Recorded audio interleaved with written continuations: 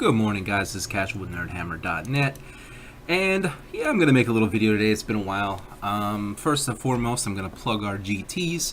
We have the Keystone GT coming up.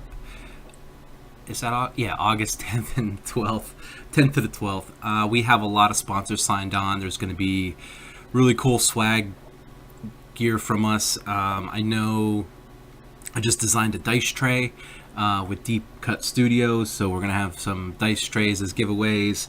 I'm not sure if everyone's getting them. I think everyone's getting a dice tray, but I think that's super important for when you're slanging your Kings of War dice around. So yeah, if you haven't signed up yet, check us out either at nerdhammer.net. You can get to the sign up page, or you could just check us out on Facebook. We got that. What else we got? And then our Malifaux GT is going to be in Harrisburg, September 29th to the 30th. You can come early. I think the 28th is a Friday. Whatever, we'll be setting up and having some fun. But we got a lot of sponsors signed up for that. It's going to be a lot of swag to give away, and that's going to be awesome. We've gotten great response from companies who want to sponsor, sending us stuff to give away, and Rob has been super diligent with Weird in getting soul stones so that he can have more prizes and giveaways.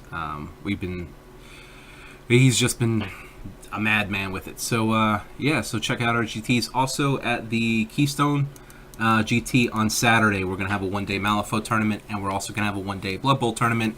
So if you just want to stop out, you live in the area, or heck, come out and spend 2 nights with us, we'll have a good time and drink some beers, I guess. But yeah, so that's going to be exciting. I'll definitely be playing in the Malifaux tournament there. I don't think I'll be picking up Kings of War. I don't think I'll be playing in a GT for that. Who knows? You never know. I've done crazier things. And as far as the Malifaux tournament, absolutely, there's going to be some great competition there. It's shortly after Nova. I think about a month after Nova. It will count, of course, for Masters, and yeah, should be a good time. So I just wanted to kind of get back to talking about some Malifaux, and I've been playing. I've been playing a lot. We have a weekly league going on right now, which is kind of like a rapid grow league that I've been using 10 Thunders in. The league's fun. It's great because we're seeing a lot of new players and are getting some ideas and getting the option to try some new masters, perhaps. The league is based on like a achievement system. There's like winning and losing doesn't really matter. It's basically trying to get all these achievements, and I think I got like 36 the first week, which is pretty cool. The second week has started this week, and it's more so about screwing yourself over, basically. I mean, there's like achievements for showing your opponent a hand for the entire turn, or not cheating an entire game. So it's not so much about winning, but just see what you could do. And I guess it's more for like hobby side of things. You want to paint up some new masters, try some new things. For example, so I've been playing 10 Thunders. The first week was 26 soul stones. Second week's like 30. Fourth week is 40, and fifth week is 50. Or fourth week is 50, something like that. But I got my game in with Asami the first round, and I got a lot of achievement points. I didn't win the game. I lost like 6-4, and then somebody needed to get their game in, so I was like, yeah, I'll throw Yan Lo on the table and see how he goes, and that was a lot of fun. Yeah, I ran Yan Lo with Yin. Who else? What else did I run? Soul Porter, Shadow Emissary, and I think that's it. So yeah, I mean, Yan Lo is actually really interesting. I listened to Scheme of Stones podcast with with Roger Yan, and it's excellent. I was wondering, we were at a tournament, I was wondering what he's playing, but I didn't get over to see as far as like 10 Thunders go, I think, and he just did excellent at Capcom. Did he win it? I'm not sure, either first or second. But yeah, so going into 10 Thunders, I've definitely been checking out what he's been doing, and I'm curious to know his thoughts on Asami, actually, because of my games with Asami, I've played maybe 6 or 7 now. I really like her. Like, for being a summoner, the way her summoning mechanic is just so excellent, and there's a lot of like I don't know, behind the scenes management. I take I will get into what I take, but like there's a lot of going on, like a lot going on in the background. And my Asami list was, I don't feel like it was a net list or anything like that. I kind of put it together, and I've been running it since because what I had is painted. I am branching out, like I said. I really want to get comfortable with Yan Lo, and we're going to talk about where I'm going with that. And actually, like McCabe and Ten Thunders, I know everyone's Shenlong, but Shenlong really doesn't interest me. I'm thinking about having like McCabe as like a third master for certain things, but it's gonna be hard to find something that McCabe does better than Yan Lo or Asami. But yeah, we're gonna talk about that because there's a couple things going on. Okay, so I went to a tournament at Huzzah Games in Virginia. That was about a month ago now, ran by the henchman down there. His name escapes me. But let me briefly tell you how that all went down. Do I have it? No, I don't have anything. So I ran, let me see here. So I was running Gremlins for that, right? Let me see if I have any Gremlin lists made that was similar. No, let's see, maybe Zip. Anyway, yeah, whatever. So first round I played Owen. I think he's involved with the Nova GT, and he was running a Tara Void Spam list. And this was actually an interesting game. I getting the nerves out. I know I'm going against a decent player, and it was Tara and Void Spam. So what I ended up doing, I ran Zip, I ran Frank with an Iron Skeeter. Trying to think what the pool was. There was Undercover Entourage, Surround Them. It was, what else? I guess Ply, right? Surround Them's and Ply. Trying to think what else was in there. Yeah. Anyway, so God, it's been so long, so I forget what I've taken. Actually, I know what I could do. I think I have this from a previous video. Let me see. Oh no, where is it? Yeah. Anyway, so what it was he had Void Spam, so he dropped Marker in the corner, and I was like, well, he might be taking Surround Them, and I'm thinking Surround Them and Undercover Entourage. He had like Tara, a bunch of Void Wretches, the Nothing Beast. He had a Sign of the Void, and so I'm thinking like, all right, if I can Alpha Strike Tara with Frank with the Iron Skeeter, I can kill him in case he took Undercover Entourage and that. He has Surround. I'll work on my Ply and see how it goes, basically. Which actually ended up working. The second turn, I killed Tara with Frank, and I'm thinking like, man, I'm in a pretty good position. I just got to get some. I had Undercover on Zip, so I'm like, I'm definitely gonna get 3 points there. I think I took Surround Them also. And yeah, I didn't really get my Ply. So what ended up happening was late game, I'm thinking like, I got this, like I'm gonna win this. There's only like a 2-point difference, but I'm ahead. Because I'm thinking about Surround, and if he had Undercover on Tara, like she's dead, blah blah blah. But anyway, so it turned out I ended up losing 8-6 because he bluffed Surround, which is always a possibility, especially with the Void Wretches for how many activations he has, and he had Undercover on the Scion, which got into my deployment zone. So it ended up being like an 8-6 loss, and I was like, God damn, I felt good. I felt like I was controlling that game. Activations were a little annoying with all the Void Wretches, but I had a lot of Reckless to counter that. So it was just like basically, yeah, he put Slow on, but I had Reckless. I mean, I'm taking wounds for it, but so yeah, that's how it went down. I was like, man, that was a close one. So second game up against Jacob Brandon, and he's running Outcast, and he ran the Vix, and I knew what to expect with Vix. I've played him before, and but I still took Zip, and what ended up happening was he killed on my crew first turn, I killed both Vix in the second turn, and then I realized like with the schemes I picked, I had like Zip left with Student of Conflict, and I couldn't score any of my schemes, and I was like, well, that's the game.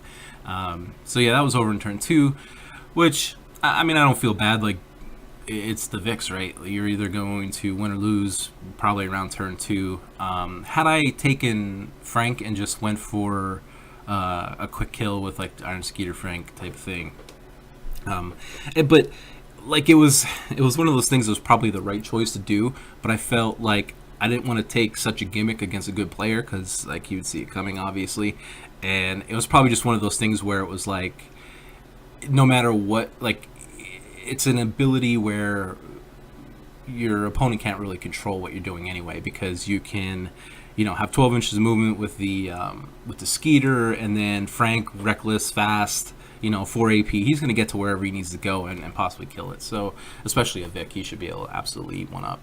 And in that case, I probably should have took it, or I think it was hours too. Yeah, that was that was the worst part. It was hours. So yeah, I should have seen Vix coming instead of like Hamlin or something for hours. But yeah, so that's the way it went. I had a good conversation with Jake afterwards, and we were talking about Gremlins and what I could do and possibly play in that type of environment. And we actually talked about Wong a lot for hours and kind of sitting back with McTavish and bombing. And then third round, I ended up playing Lango, which we drove 2 hours together. But it was fine. It was the end of the day, and nothing really mattered. It was just whoever wasn't last basically came down to. He played. Did he play Lilith? No, he played Kaladi against my Zip, and I handled him. It was, I don't even remember what any of it was, but so I ended up getting, I went 1 and 2, but I feel like at least what I went there to do was to get good players on the table and see like what the gap is, like how far away I am from solid players, and I liked it. I felt comfortable. I felt comfortable with the game. I felt comfortable with my crew. I knew what I was doing. I don't know if it's me or Gremlins feeling just slightly underpowered compared to what, now that like I have a larger cross reference of masters that I've played against and seeing kind of abilities, and yeah, so that's gonna take me into probably the next conversation. Oh yeah, why did I keep that up anyway? So we're going to go with let's see, picture. So my crew ran a Henchman Hardcore tournament, and this is the crew I took. I took Frank with a Skeeter, McTavish was my leader, and a Slop Hauler.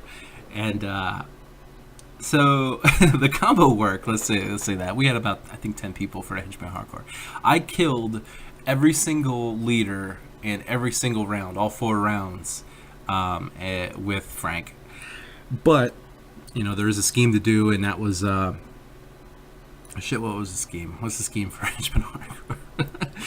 Anyway, it was tough to get the points for. I just kind of alpha strike their leader dead first turn every single time, and then I was battling to try to get some points in the middle.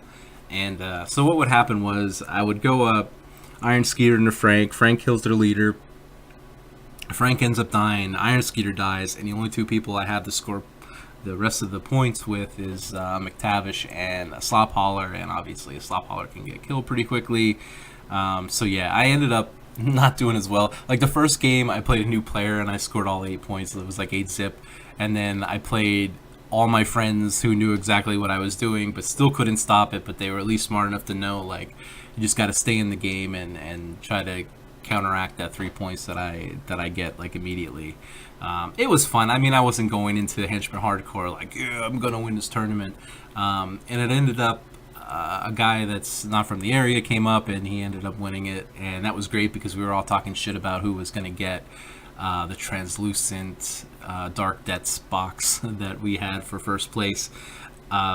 We thought it was going to be somebody in Nerdhammer, and we were talking about it, like what crew you're going to build and this and that, and it was just great that somebody from outside the area came up and took it from us. But it was close. I mean, Henchman Hardcore, the point variations and the records weren't too far apart, which is pretty cool. I could have probably took a safer crew, but I just wanted to have some fun and see the see the dismay on someone's face when their leader gets absolutely smashed by Frank the first turn. Yeah, I got some pictures up here of shit that I was painting recently.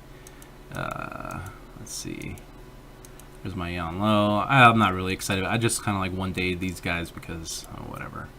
I'm not like super into painting like high level anymore. I just kind of like want to do speed. So that brings me to my next topic, which is our tournament. Let's get these pictures in order here. Corner. What's the first one? Yeah, so we have a tournament coming up next Saturday, actually, Saturday the 26th, and that's going to be ran at Alchemist Comic. Alchemist? Yeah, Alchemist Comic and Alchemist Cove Comics and Games, whatever. Alchemist Cove in Schuylkill Haven, and yeah, so we're gonna have a one dayer there. Rob's running it. We're hoping that Rob can just play in it because he's been just doing so much, and we're hoping that we have the right amount of people so that he can actually get a tournament going and get to play. So I've been deciding, I've been debating. So obviously I could run Gremlins for this, right? I mean, I know how to play Gremlins in a tournament environment. I feel comfortable with them, and a lot of these, a lot of the people are going to be my friends and people that I play often, and I just feel like super comfortable with them. I feel real comfortable with Asami too. So what I've been debating is between playing Gremlins or just going with my first tournament time with 10 Thunders and taking Asami and having Yan Lo pretty much ready as a backup or possibly for one of these strats and schemes. So I'm debating because I don't know, I want to be competitive, and I think my own knowledge wise, like Gremlins is definitely where I could shine, where I could feel like I could play better and know the list and know how to act against opponents. Because there's definitely things with Asami that I haven't faced before, and I have no idea how she can handle them. Like someone comes up that I don't know, and just for example, like taking Tara and Void Wretches, like can Asami handle all that?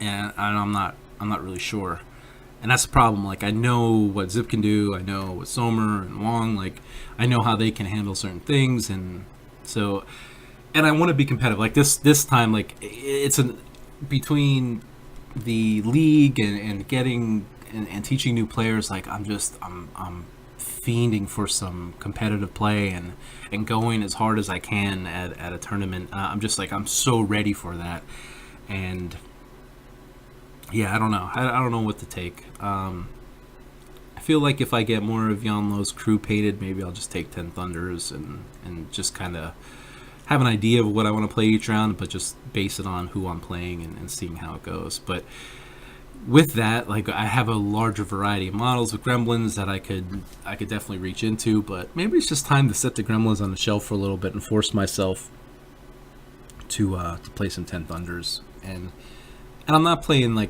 don't know. I guess Yan Lo is somewhat common. I don't know. Not typical of your 10 Thunders crew, I think, with Asami and having Yan Lo as like a second master. Anyway, so here's round one at the tournament. It's gonna be hours with Guarded, obviously, and then Dig the Grave, Show of Force, take one for the team, and public demo. I really like Show of Force, but I freaking hate it in hours. Like, I see it come up more often than not, and it's just like, I get it, you can't score hours, but you can score Show of Force, blah, blah, blah. Like, I don't like them together. I don't know if this was random or Rob put that together, but I'm not a big fan of it. Like, you're basically saying, like, don't take Show of Force, so you're down to 4 schemes, right? Guarded kind of sucks. Dig is decent. Like, this is where I'm thinking, like, Asami would be good, because, her Oni, once they flicker out, they drop a scheme marker, so I can litter a table with scheme markers for Asami, which is great for Dig Their Graves. Public demo, I don't know. Public demo with Asami doesn't feel that great. So then what am I down to? Dig and take one for the team, which is going to be, like, super obvious, right? Maybe. Because I won't be, if I'm not putting guarded treasure and I don't have an enforcer, like I'm not showing that. Like that's just ridiculous to even try to bluff. Show of force. I mean, maybe if I know no one else is taking it, I could just plop, I don't know, somebody with an upgrade. Like 10 Thunders has a lot of 0 upgrades. I could just plop one on a table and you know, take those points away from ours. You know, I see a lot of people using models that like Tanaki, where you know they can just go to sleep and they double their points for hours. I've been seeing a lot of that going on. Anything that has a 0, like Huggy for Lynch, counting as 10 points for hours. So I'm looking at this and what's killing me is that I'm thinking like, okay, what would I play in 10 Thunders and what would I play in Gremlins? And for Gremlins for this, like I'm actually thinking like Wong with McTavish, a couple Swine Curse to do dig. I could even public demo that, but if I do public demo, I'd rather that be with... My cat's gonna put his nose right into a fan. What an idiot. Don't do that. Wow. He came within inches. I have a fan on my router, and I moved my office around, and it's like in a place where my cat's definitely gonna... Anyway. Getting back to the subject. Like hours, I kind of like Zip too, because I can have a little public demo crew. Zip can pull them back. I score public demo real fast. Yeah, I don't know.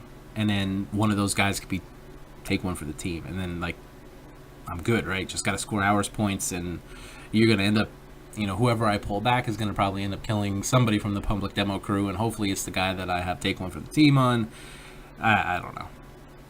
So that's kind of what I'm thinking about, and this is what's killing me. Like I didn't commit to Gremlins, and I didn't commit to 10 Thunders, so I'm not really like, I'm saying, well, I'm comparing like apples and oranges, I guess. Like I could do this with Zip, I could do this with Wong, I could do this with Asami or Yanlo. So yeah, I don't know exactly where to go. Anyway, so I hate ours, by the way. Ours is like, I despise ours. So that's first round. Like that's what I got to deal with first round, and it just kind of makes me sad. I think the second round is corner. So as I'm going through these, I'm also trying to talk myself into whether I'm going to play Gremlins or 10 Thunders. And if you actually listen to this, and just leave a comment what you think I should play below. Like 10 Thunders, I said obviously it'd be Yanlo and Asami, probably Asami forward type of thing. So corner ply. Yeah, not... I mean, it's decent for... Let me see. The scheme pull, surround them, covert breakthrough, set up an escapable trap, and take prisoner. I think Asami could definitely do this well. I think... Actually, Low and ours might not be too bad with his lightning dance, just moving people out of position and whatnot. So anyway, yeah, apply, surround, covert. And first round is also going to be contingent on who I play, right? I know there's going to be new players in this pool. I know there's going to be some good players. Like if I play, you know, a newer player, I can definitely get through hours probably pretty easily, which is like my biggest concern. But yeah, let's get to this one. Corner ply, surround, covert, set up an escapable trap, take prisoner. So things I don't like is trap. But in Asami crew, I think it's decent because of all the ski markers she drops. What would I play this in Gremlins? Oh yeah, I would definitely take Zip, and maybe do surround them and take prisoner, put Maris in, absolutely get surround, put fingers in there for ply. Like this is what it is. I can fall back so easily to a Zip crew and feel like I have an easy chance of winning this, and just play real, like, not cagey but a very spread out game. You know, get my surround, get my plies, you know, fingers kind of do what fingers does, and just take prisoner or something, and not really be concerned with killing too much. And like what's my opponent's doing? Covert breakthrough, maybe, you know, putting scheme markers close to my deployment zone. They'll probably run I don't know, maybe take prisoner on Zip, but that's kind of dangerous. Take prisoner on maybe Fingers would probably be a good idea. If they take anything else, I don't know. It doesn't feel real good for them. Like, I feel like this is a super easy one for Gremlins. What would I play in 10 Thunders? And also apply, like, Zip can just bring one back and apply the shit out of it. Yon Low might be decent for this, for apply. With the Lightning Dance, bring him back, get my applies off. Again, obviously it would matter depending on who I play against, but I gotta get away from that. I should just, like, be looking to impose my will against somebody, you know? Like, you deal with, like, I don't care what your crew is, you deal with my crew. I don't know if that's always the best method, but yeah, I kind of like Yon Low in this. But what else do I get? What else can he do well besides Ply? Covert Breakthrough. Yeah, see, Yon's crew is more elite, and I just, like, is he gonna get? He probably can get enough markers down for Covert Breakthrough. Like, if I just kill a lot of shit. But then again, you know, this for Asami, yeah, you can. She has summons that you can apply, whatever. But I think setup is a possibility with her. Covert Breakthroughs, obviously a very good possibility. Surround is a possibility. Like, I feel like Asami's pretty good in this too. And as far as Gremlins, like, I can definitely come up with something to play with that easily. And then last round is Flank Symbols. I've played this before. I mean, this looks super familiar. So Asami with Punish the Weak is kind of tough. She summons minions, but they flicker out on their own if you don't kill them, and then you're wasting, you know, you're trying to kill my minions and get punish, and that means you're not spending AP killing my crew that's doing what they need to do. I think Asami could work in this. I think Yon Low can work in this. Vendetta. Who would I take for Vendetta? I actually like Yamaziko for Vendetta. With her nimble, and she's, you know, only 6 points, so she can go after a pretty low target. She's min 3 on her damage. Probably can kill things pretty easily. Yeah, I don't know. Symbols. And then with this, I'd probably take Zip. Undercover Entourage is almost a guaranteed 3 points. Vendetta, I could take like a Raphael and get that real quick. So, like, I feel both scheme pools are good for. I think the rounds are great for Gremlins. I think I could play them but I'm so familiar with them. Like, if I'm missing something that's just obvious in 10 Thunders, like, oh my god, yeah, you got to take, I don't know, Recover Evidence in a Yon Low crew because it's awesome. Like, I don't have that foreknowledge yet to really know it, and I've been, like, kind of thinking, and I've only had Yon Low on the table once, and it was in like a 26 Soulstone game. Although I feel pretty comfortable with them, I would run just Roger's net list basically from schemes and stones. I have everything to do it. The only thing that I like a little different from his list is I like Yin. I just think Yin is really, really good, and she could be in place of probably Anna Lovelace, maybe. Yin just seems, I don't know, she seems really tough to deal with when you put smoke grenades on her. It's like, okay, you're just getting double negatives, and you just kind of put her out there, and like, yeah, go ahead, you can attack her if you want, while I do other things.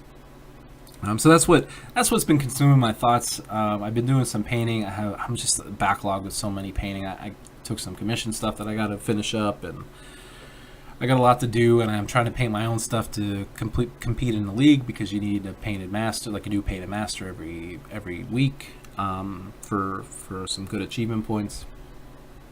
So yeah, I mean it's a scattered video, so hopefully you're just kind of like doing other things while you're listening to it.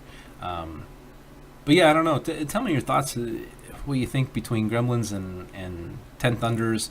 I feel like I can play both pretty well. I feel like I could be more competitive with Gremlins.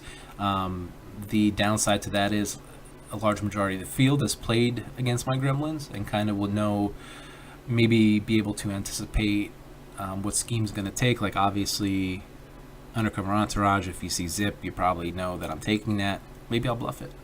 I don't think my crew has been as a Nerdhammer like or is used to playing against Asami, and I've had great results with her so far.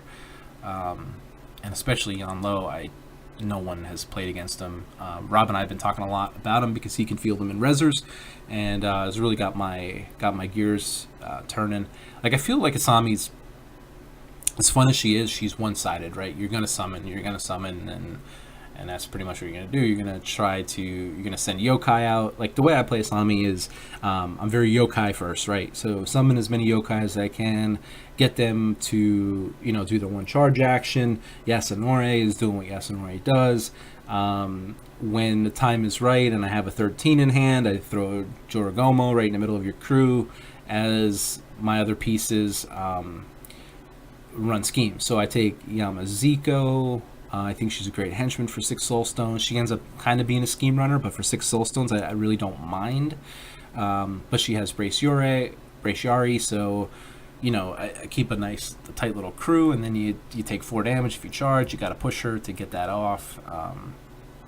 I like that. I run a 10 Thunder's Brother. I don't know why, just because I have unpainted. I like him, but he ends up not doing too much. Although one time I take one for the team on him and ended up getting him killed turn 4, which was pretty awesome. But he ends up being a scheme runner. I really like the Dawn Serpent. It doesn't seem like it fits into the crew at 9 soul stones, but I can put a Dawn Serpent out on the flank, and he just handles everything. He can kill everything. He can heal back up. Flying back into where some people can cast. And all of a sudden, he's healed back up, which I just think is awesome. Asami can heal up on her own with ski markers. And I just end up littering the table with ski markers, and it just feels really good. I'm trying to think who else I play in that list. Yasunori. I take Betty, but I've made lists without her. But then I'm starting to wonder, how much of a threat does she pose? More of a threat than she actually is. Like, when I tell somebody, oh yeah, Betty doesn't need line of sight to charge, that ends up being a significant thing that my opponent needs to think about, because she can kill people. She's kind of card intensive in a way, but I mean, she can lay down the thunder if she needs to. And so having that constant threat where she's behind a building, plus I take the upgrade for mortals. Let me pull this up. Actually, I think I have this crew just made so you can kind of see what I'm talking about. Nope, that's not it. Let's see here. 10 Thunders. Here we go. And it's one of the first. It's actually one of the first lists I made. So I take Fate Immortals on Betty because after killing or sacrificing an enemy model, I get to draw a card. So there's card draw there. Once per turn with score, I can put Flicker on something, which is great for a Jorogomo. And then with Asami, I take Nefarious Pack so that I can prevent conditions from removing. That's great for Ply. And she also draws a card, so I got some card draw. She has Arcane Magic. What is it called? Arcane Reservoir? Or Russian Magic, yeah. So she has Russian Magic. So I'm getting some decent card draw, which gives me more chances to get better cards for summoning. I take Heavenly Design because I like the 0 action for 6-inch movement.